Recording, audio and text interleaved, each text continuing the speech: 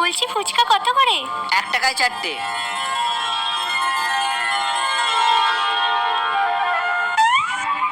দাদা ফুচকা কত করে? 10 টাকায় 11টা।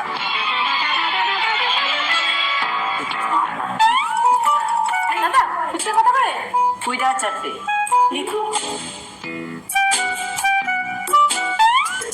বলছি আমার কাছে এই আইফোনটা আছে, এতে কটা ফুচকা হবে? কোন ছেলে থাকো তুমি?